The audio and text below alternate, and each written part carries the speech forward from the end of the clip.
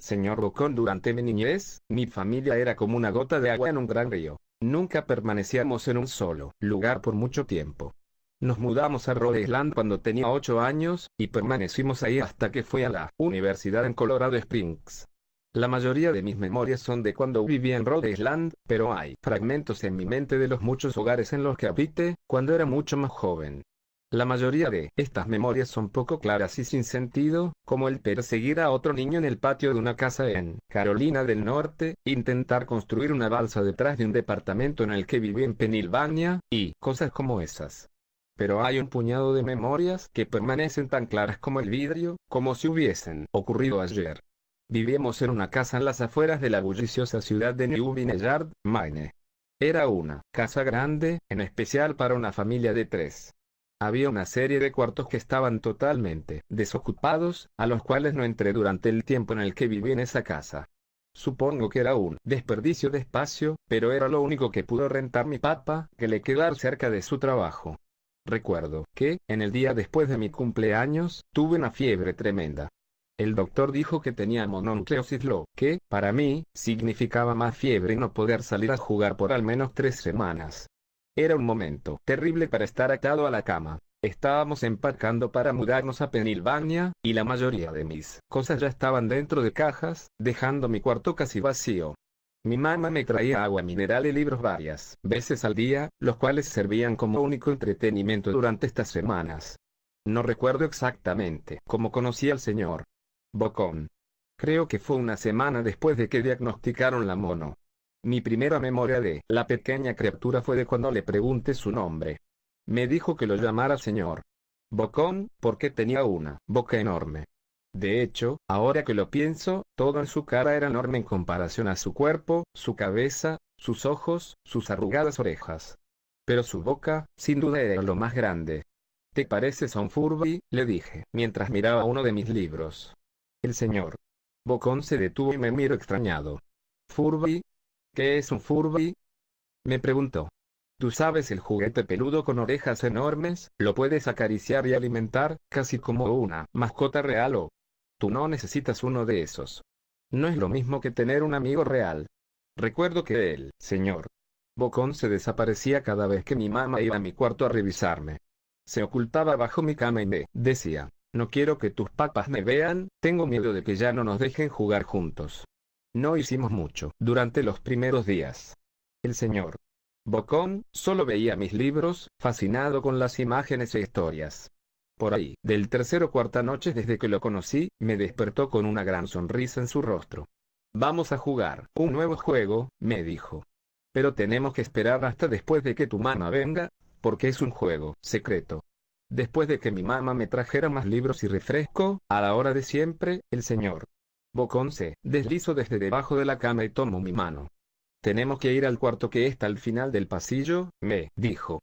Me negué al principio, pero el señor Bocón insistió hasta que cedí. El cuarto en cuestión no tenía ni muebles ni tapiz. Lo único que lo distinguía era una ventana del lado opuesto a la puerta. El señor Bocón corrió a través del cuarto, y le dio un firme empujón a la ventana, dejándola un poco abierta. Entonces, él me insistió en que mirara hacia el piso, afuera. Aunque estábamos en el segundo piso de la casa, la caída era más alta debido a que estábamos en una colina. Me gusta jugar a fingir aquí, me explicó el señor Bocón. Finjo que hay un suave y enorme trampolín allá abajo, y brinco. Si lo crees con todas tus fuerzas, vas a ver que rebotas hasta acá arriba, como una pelota. Quiero que lo intentes. Es muy alto, le dije. Pero eso es lo divertido. No sería tan divertido si fuera una caída corta. De ser así, mejor si rebotaras en un trampolín real. Recuerdo haber jugado con la idea, dejarme caer en el fresco aire, y rebotar en algo que mis ojos no podían ver.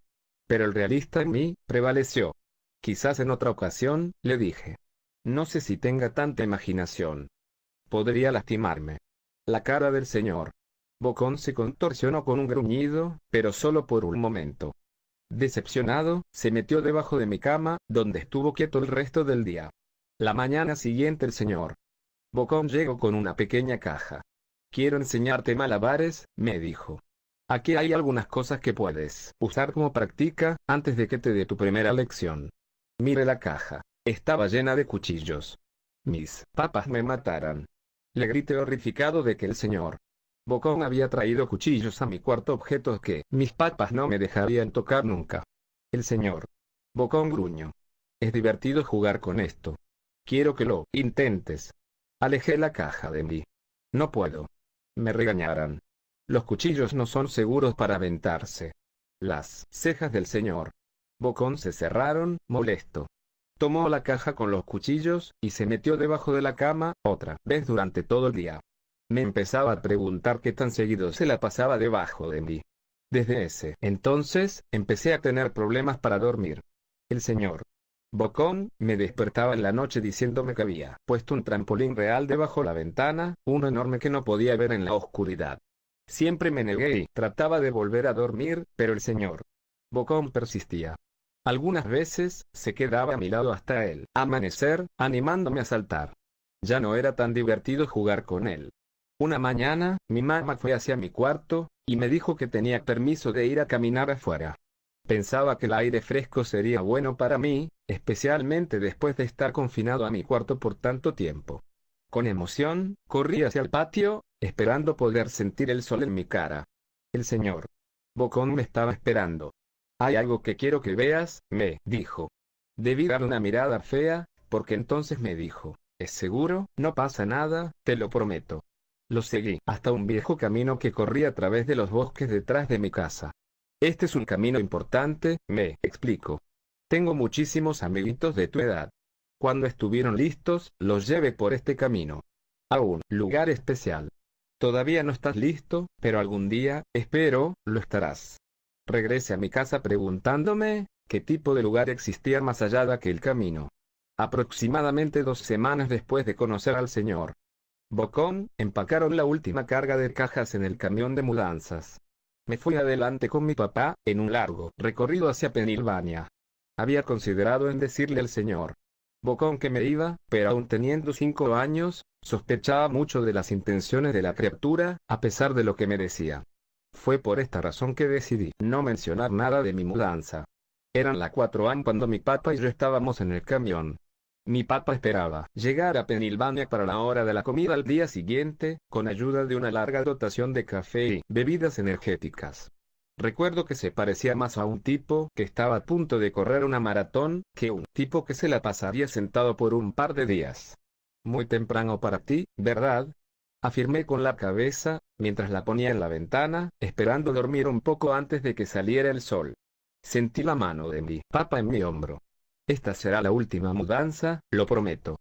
Sé que es difícil para ti, especialmente estando con esa enfermedad. Una vez que obtenga mi promoción, podremos quedarnos en un solo lugar, y hacer amigos. Cuando el camión comenzó a moverse, vi la silueta del señor Bocón en la ventana de mi cuarto. Parado, inmóvil, se despidió lastimosamente con su mano. No me despedí. Años después, regresé a New Vineyard. El terreno donde se encontraba mi casa estaba vacío, a excepción de los cimientos. Resulta que la casa se quemó algunos años después de que yo y mi familia nos fuimos. Por curiosidad, busqué el camino que el señor Bocón me enseñó, y, al encontrarlo, decidí seguirlo. Una parte de mí esperaba que el señor Bocón saltara sobre mí de repente, y me espantara dándome un infarto, pero tenía la sensación de que el señor Bocón ya no se encontraba en ese lugar, como si de alguna manera él estuviese atado a la casa que ya no existe. El camino llevaba a uno de los cementerios de New Vineyard. Al ver muchas de las tumbas, pude darme cuenta que la mayoría pertenecía a niños, no mayores de 9 años.